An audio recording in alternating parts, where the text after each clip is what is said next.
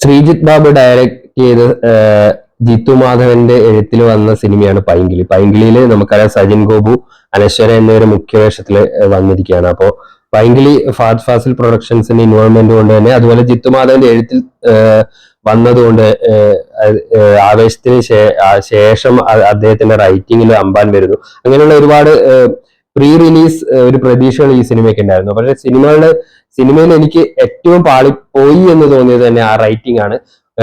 ഒരു വളരെ സിൻസിയർ ആയിട്ടുള്ള ഒരു സജിൻ ഗോപുവിനെ ഇതിനകത്ത് കാണാൻ പറ്റും. സജിൻ ഗോപു ആ കഥാപാത്രത്തെ പരമാവധി എന്റർടൈനിങ് ആക്കിയിട്ട് സിനിമയിൽ ഉടനീളം ഈ സിനിമയിൽ ശരിക്കും പറഞ്ഞാൽ ഈ സിനിമയെ വാച്ചബിൾ ആക്കി നിർത്തുന്നതിൽ ഒരു പ്രധാന ഘടകം അല്ലെങ്കിൽ ഒരേ ഒരു ഘടകം സജിൻ ഗോപുവിന്റെ പെർഫോമൻസ് ആണ്. അദ്ദേഹം വളരെ ഓവർ ദ ടോപ്പ് ലൗഡ് ആയിട്ടുള്ള എക്സെൻട്രിക് ആയിട്ടുള്ള ഒരു ക്യാരക്ടർ വളരെ കൈയടക്കത്തോടെ ചെയ്തു. അത് ചില സീനുകളിൽ വേറൊരാളായിരുന്നെങ്കിൽ നമ്മൾ ചിലപ്പോൾ അത് കോംപ്രമൈസ് ചെയ്യില്ല. പക്ഷെ സജിൻ ഗോപു ചെയ്യുമ്പോൾ നമ്മൾ അത് ആക്സെപ്റ്റ് ചെയ്യുമെന്ന് പറയാറില്ല. ആ ഒരു രീതിയിൽ പുള്ളി ആ റോളിനെ ചെയ്തിട്ടുണ്ട്. പിന്നെ ഇതിന്റെ ലീഡർ പൈങ്കിളി എന്ന് പറയുന്ന, അല്ലെങ്കിൽ ഈ സിനിമയിലെ ഒരു ഹീറോയിൻ വേഷത്തിലേക്ക് വന്ന അനശ്വര രാജന്റെ ഒരു വളരെ കോംപ്ലിക്കേറ്റഡ് ആയിട്ടുള്ള ആ കഥാപാത്രം അങ്ങനെയായിരിക്കും. പക്ഷെ അത് കോംപ്ലിക്കേഷൻ നമ്മൾ ജനങ്ങളിലേക്ക് എന്തിനാണ് ഇങ്ങനെ ചെയ്യുന്നത് എന്ന് പ്രേക്ഷകരിലേക്ക് എത്തുന്നതിൽ ആ കഥാപാത്രത്തിന്റെ ഒരു കണക്ഷൻ മിസ്സായ പോലെ തോന്നിയിട്ടുണ്ട്. അപ്പോൾ അനശ്വരയുടെ ഒരു കഥാപാത്രത്തിന്റെ ഗ്രാഫാണ് ഈ സിനിമയെ ഒരു ആവറേജ് അനുഭവം അല്ലെങ്കിൽ ബിലോ ആവറേജ് അനുഭവം മാത്രമാക്കിയിട്ട് ചുരുക്കിയത്. അപ്പോൾ ആ ഒരു റൈറ്റിംഗ് സൈഡിൽ കുറച്ചുകൂടെ ശ്രദ്ധിക്കണമായിരുന്നു. അത് ഈ ഒരു കൺഫ്യൂഷൻ കൊണ്ടുവരാനാണെങ്കിലും ആ കഥാപാത്രം എന്തിനാണ് ഇങ്ങനെ പെരുമാറുന്നതെന്ന് യാതൊരു രീതിയിലും നമുക്ക് കണക്ഷൻ ഫീൽ ചെയ്യാത്ത രീതിയിലാണ് ആ കഥാപാത്രത്തിന്റെ ബിൽഡപ്പ് വന്നിരിക്കുന്നത്. പിന്നെ അതിന്റെ സെറ്റിങ്സും ബാക്കി ടെക്നിക്കൽ സൈഡ്, ഇപ്പൊ ജസ്റ്റിൻ വർഗീസിന്റെ മ്യൂസിക് ആണെങ്കിലും എല്ലാ സിനിമയെ പരമാവധി ആ എന്റർടൈനിങ് ആ ഒരു എക്സെൻട്രിക് മൂഡ് കീപ്പ് ചെയ്യുന്നതിന് ഹെൽപ്പ് ചെയ്തിട്ടുണ്ട്.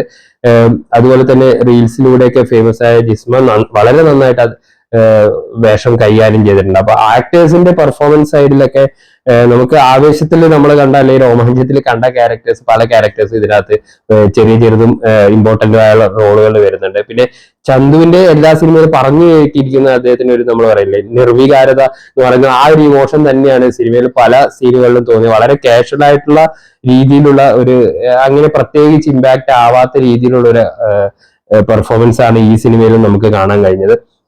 മൊത്തത്തിൽ നോക്കിയാൽ വളരെ പ്രതീക്ഷകളോടെ സിനിമ, നമ്മളിപ്പോ സിനിമയ്ക്ക് മുമ്പ് എന്തിനാണ് പ്രതീക്ഷ വെക്കുന്നത് എന്ന് ചോദിച്ചു കഴിഞ്ഞാൽ ഇതിന്റെ ബിഹൈൻഡ് ദ സീൻസ് ഉള്ള ആൾക്കാരുടെ പേരുകൾ കേൾക്കുമ്പോഴുള്ള സ്വാഭാവികമായ പ്രതീക്ഷ ആ നിലവാരത്തിലേക്ക് പൈങ്കിളി ഉയർന്നില്ല എന്നുള്ളത് സങ്കടകരമാണ്. പക്ഷെ ഒരു എക്സലന്റ് അല്ലെങ്കിൽ വളരെ ഹാർഡ് വർക്കിംഗ് ആയ സജിൻ ഗോപു ഈ സിനിമ ഒരു പരിധിവരെ നമുക്ക് വാച്ചബിൾ ആയിട്ട് അദ്ദേഹത്തിന്റെ ആ ഒരു പെർഫോമൻസ് കൊണ്ട് നമുക്ക് ഈ സിനിമ വാച്ചബിൾ ആക്കി മാറ്റിയിട്ടുണ്ട്. എക്സെൻട്രിസിറ്റിക്ക് വേണ്ടിയാണ് സിനിമ.